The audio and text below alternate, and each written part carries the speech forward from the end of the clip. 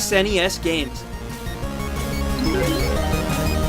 What up, Randies? I'm Stan from Random Tens, and today I have one simple question. Why are SNES games so friggin' expensive?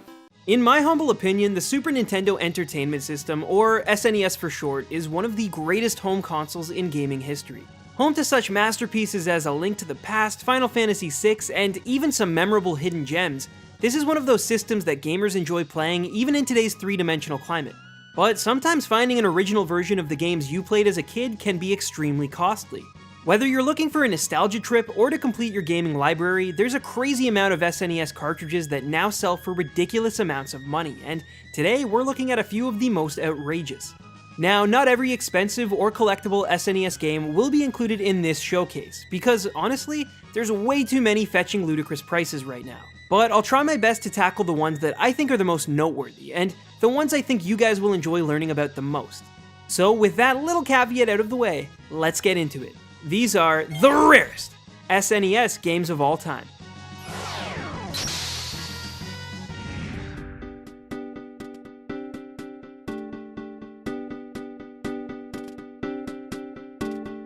Anybody who watches this channel probably could have guessed that Earthbound was going to be on a list like this, because it's sort of become the poster boy for exploding rarity in games.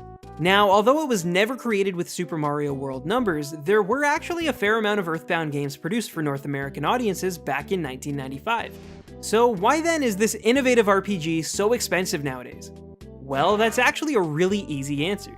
Word of mouth, representation in the Super Smash Bros. Series, and a stellar sequel have all helped this cult classic blossom into a pretty popular game that Nintendo fans everywhere want to own. Also, up until 2013, when it was made available on the Wii U Virtual Console, there was no official way to play it, despite fan uproar for years.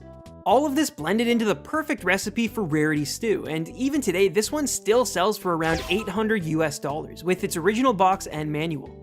If you just want it loose, then you'll likely have to spend around $150, but it can be had for cheaper if you find the right auction or seller. Either way, Earthbound has proven itself to be the little game that could, and I'd imagine its popularity in the Nintendo world will only keep growing from here on out.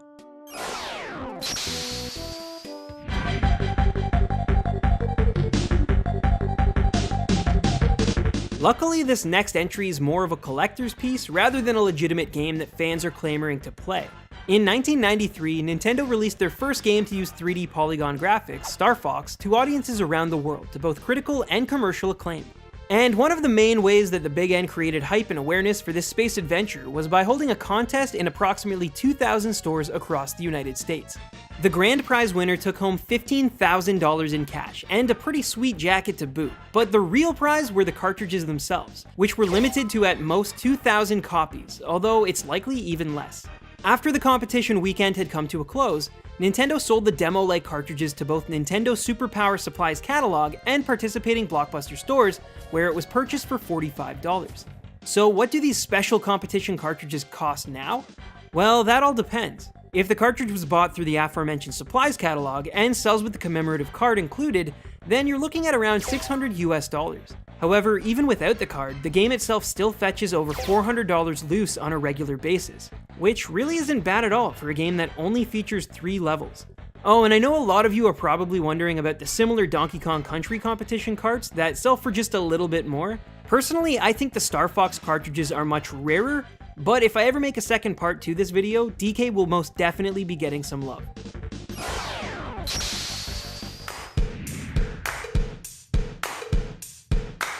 It's no secret that in the late 80s and early 90s, Nintendo had a weird fascination with gaming peripherals. Some were cool, some were lame, and some were just plain bizarre.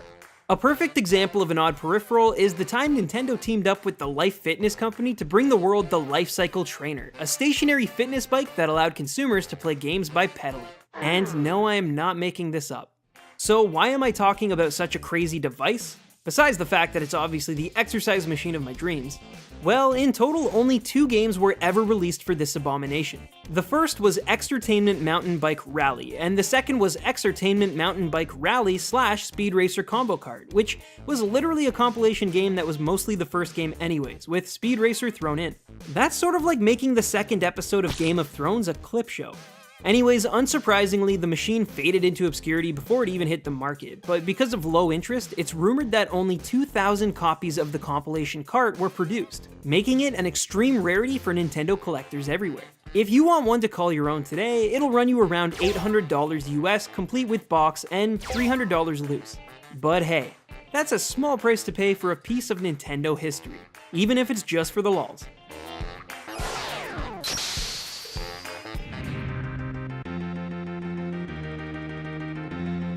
Full disclosure, although there's probably more rare and collectible SNES games out there in total, nothing from that system will ever likely compare with the Nintendo World Championships Gold cartridge or the Stadium Events game that I mentioned in the Rarest NES video a while back. Those two entities have taken on legacies within the industry almost on par with the Holy Grail itself, so yeah, nothing I show off here is going to even touch those mythical treasures. But the Super Nintendo Campus Challenge and Nintendo Power Fest 94 cartridges come pretty damn close. Now, these two games have a lot in common, which is why I'm grouping them together on this showcase. First, they were both designed specifically to be played in a competition format, similarly to the 1990 Nintendo World Championships. Second, they're both monstrous in appearance and look more like a motherboard than a video game.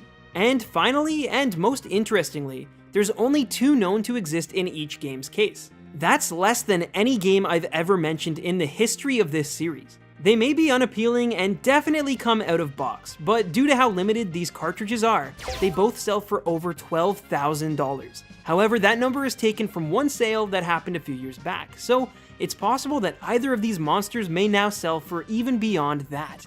Personally, I would much rather spend 1/10 of that price to add a factory-sealed Earthbound or Chrono Trigger to my collection, but there's no denying that with their unique builds, mysterious pasts, and ridiculous sales histories that the Nintendo Power Fest 94 and Super Nintendo Campus Challenge are and will forever be the rarest SNES games of all time. Well, that's all the time we have for today's episode, and I apologize for leaving some rare games off of the list, but hey, that's what sequels are for. Now, it's no secret that my favorite SNES game of all time is Donkey Kong Country 2, but I want to know what yours is in the comment section below. Make sure you follow us on Twitter @Random10s for any suggestions or questions, make sure you subscribe and join the Randy Union, and, as I always say, happy hunting, baby rhinos.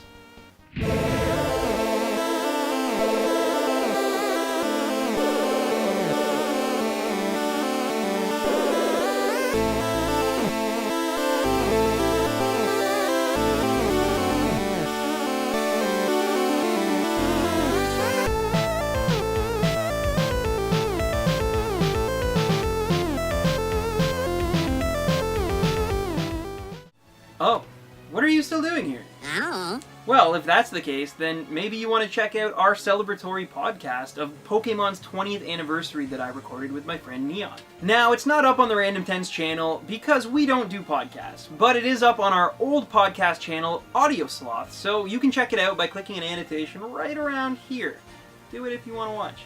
We really wanted to celebrate Pokemon's 20th anniversary, which is officially today, and we hope you enjoy, so check that out if you feel inclined. Anyways, thanks for watching this video, and next week I will have something hopefully even better. Alright, take it easy guys. Bye.